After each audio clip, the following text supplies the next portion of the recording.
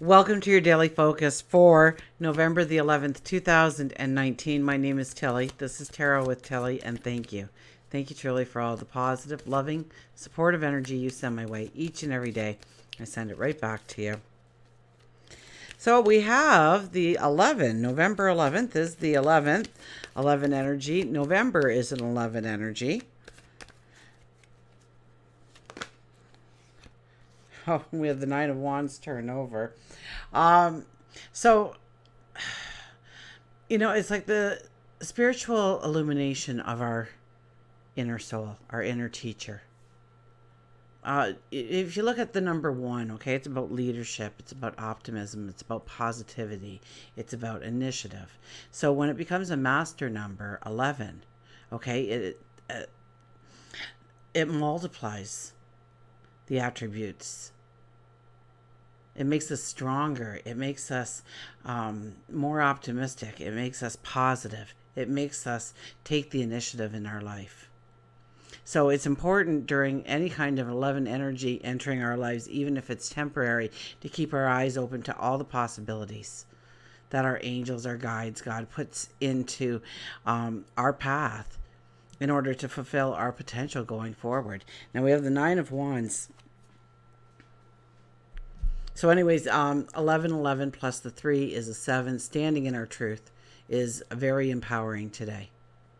To not follow somebody else's agenda, but to follow our own. We have the Nine of Wands here. The Nine of Wands reminds me of the story of the young girl who spun different threads and ropes for her father. And when she was 18, her father came and said, it's time to pack all of our threads and all of our ropes and all of our yarns together and take them to trade and to find you a husband. And so they packed up and off they went, but there was this horrible storm and the ship crashed. She found herself on a beach, and some people came and took her away and put her up for market. And a man saw her there and thought, well, I could use her help, and she seems nice, and I'd probably give her a better life than most of these people would, so I'll buy her. And so he took her back to his homestead where he made different materials and tarps, and she began to start weaving the tarps and the cloth. And one day he said, it's time to go and trade the things that we've made. So away they got in the ship, and it was overtaken by pirates, and the pirates took her prisoner. And there they put her to work making the large mast that would hold the sails, and to fix them and to repair them. And one day a violent storm came up, and once again she found herself on a deserted beach, washed up to shore. And she was like, oh, why? Every time I feel like I'm finally getting somewhere and I'm starting to find this balance and this peace and this harmony in my life, you come and you take it all away from me and put me on a different path completely. Why? And some guards came up and said, we must take you to the emperor. And she said, of course you do. So away they went to the emperor, and the emperor told her that the story of the land was that one day a single woman would end up on the beach and build the most beautiful tents in the world, and it would give the emperor great power and authority and respect. He says, can you do this? And she had seen many tents upon her travels, and she said, yeah, I think I can. So she says, well, first I need tarps. Well, we don't have any of those. She says, don't worry, we'll make them. And off she went. And then she said she needs the posts, the large masts, and well, we don't have anything like that here. And again, she went to building them. And then finally she needed the ropes to tie it all down and bring it all together. And the emperor once again said, we don't have anything like that here. And so she started spinning her threads. And when the tent was finally built, it was the most magnificent tent because she was also very creative. And she made the most beautiful tent that everybody came from far away to gaze at. And the emperor finally brought her back in, and he says, "You have brought me great respect and authority and riches beyond my dreams. How can I repay you?" And she thought about it for a moment, and she says, "Well, a long time ago, me and my father set out to find me a husband. He said, 'Marry me.' And she said, 'Okay.' So even though we go through many paths in our life, and sometimes it doesn't make sense, it all comes together to give us that unique purpose that we have been working towards all along without even maybe knowing it. Maybe we weren't ready to marry the emperor when we were 18, but we are now. And this is the Nine of Wands. The wands in the background show the paths that you have walked in order to get to here. And even though some of them were quite daunting and hard, they all stand straight and tall. There's all beautiful kind of foliage and growth on each of the wands, which says that there was great success, great learning, great wisdom taken in. And now you hold this little stump of a wand, and you're eyeing it up. And you know that you can accumulate all of those paths together to charge forward and make that one the strongest and most beautiful yet. We wear red here for bringing out our courage, and white for a brand new path. Now I know we are going towards a full moon tomorrow. We'll put that back on the deck and shuffle. But we are still in new moon energy. So it's still about thinking forward. And maybe we'll see some things that hinder us where we want to release during the full moon energy that's right around the corner. We have the sun in Scorpio. We have the moon in Taurus. Moon in Taurus slows us down and kind of balances us a little bit. Kind of gives us that groundedness if we tap into it. We think, we take our time. We're not too spontaneous. We're thinking it through. We're planning. We're replanning. I think the sun and Mercury conjunct today, so they're sitting on top of each other in the sky. So it'll probably be a very busy time mentally for us. Probably yesterday it was, today it will be, tomorrow probably as well. But what the sun and Mercury really have when they come together is that our wants and our thoughts come together and they align. So we can really see the path forward. We can really see the steps that we need to take. So pay attention to the signs, the signals, the clues, the thoughts, the perceptions that you have today. Let's see what the cards say.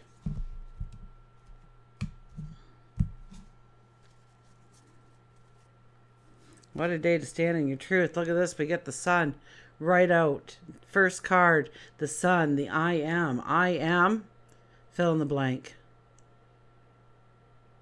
I am successful. I am happy. I am balanced. I am giving. I am loving. I am caring.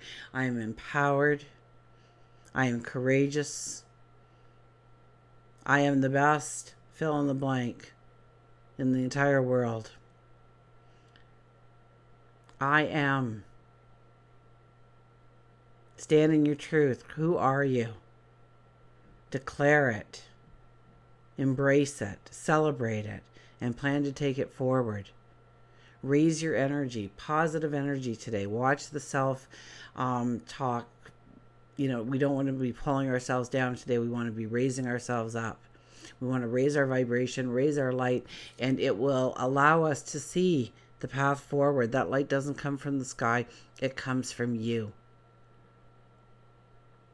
And the more excited you get about your tomorrow, the more that comes in about more information and clarity and understanding comes in about your tomorrow. The Taurus moon allows us to be grounded. The Scorpio energy allows us to dig for the truth and the understanding and the real purpose and the destiny. We have the Ten of Swords in the middle, very much like the Nine of Wands that appeared to us just moments ago. Each one of those swords represent our path. There are lessons. There are strengths now because we've walked through the lesson we have learned. And even though we are tired in many ways, The sun is coming out. We're pushing ourselves upwards. We're going to brush off the sludge of yesterday, the dirt. Oh my goodness. Don't tell me. Don't you dare. Mercury retrograde. Gotta love it. Okay, you're pushing yourself upwards. You're ready to fight again for your passions, your dreams, your desires, your goals. You have the truth. You have the understanding. You have the wisdom. You have the knowledge. You have the experience. And you may not feel or see that sunlight yet, but it's there and it's going to illuminate your world going forward. Use this day. My goodness, what strong energy. Ace of Wands. We've had so many aces lately, haven't we? Ace of Wands, this is the balance.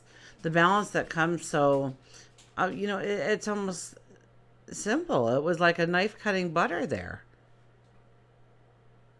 I mean, it didn't even disturb us. We're still sitting there. We might not even realize the balance is already here around us. Maybe we need to notice where the balance already is in our life so that we can build upon it.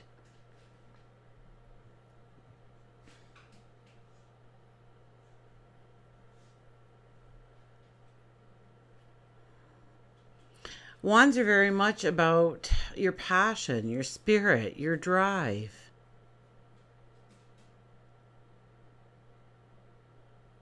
Wands are action. Wands are doing. Wands are becoming. Wands are transforming. So in some way we glimpse on how to maybe bring in the balance and maybe just our everyday routine. Maybe within a relationship. Maybe within your career or your job, or doing something in the community that brings it more into a peace and more into a harmony. Helping somebody, a group of people. Maybe it's the animals, maybe it's the nature.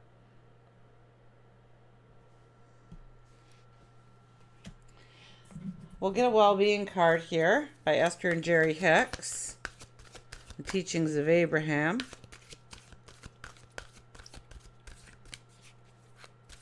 It's amazing to watch her speak. I mean, Google Esther Hicks. Watch a video. She puts it so simply. My happiness is my greatest gift to others. My happiness is my greatest gift to others. And it's true. You ever get around somebody who's moody? We're actually the society, it's like we're scared to show when we're happy, when we're joyful. If you smile too much, people think you're a little off to the left field a little bit. I think you're a couple fries short of a Happy Meal. Not the sharpest tool in the shed. Your happiness is the greatest gift that you can give to others, because when your energy is raised, their energy automatically gets raised. You ever get around a child giggling? You can't help but to giggle as well. Now raise your energy so you can raise others' energies, which will in turn raise your energy even more.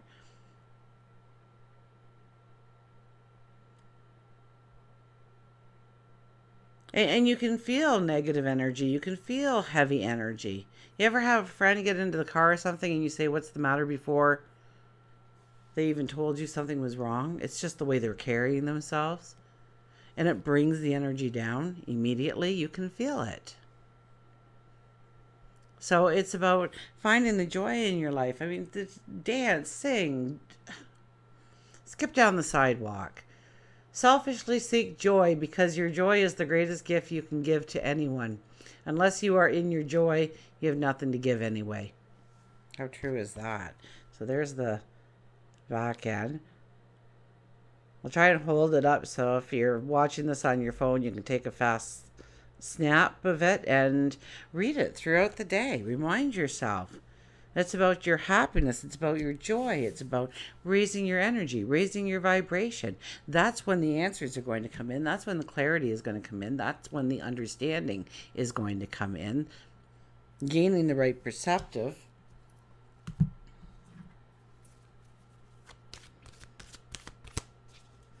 Remember that your thoughts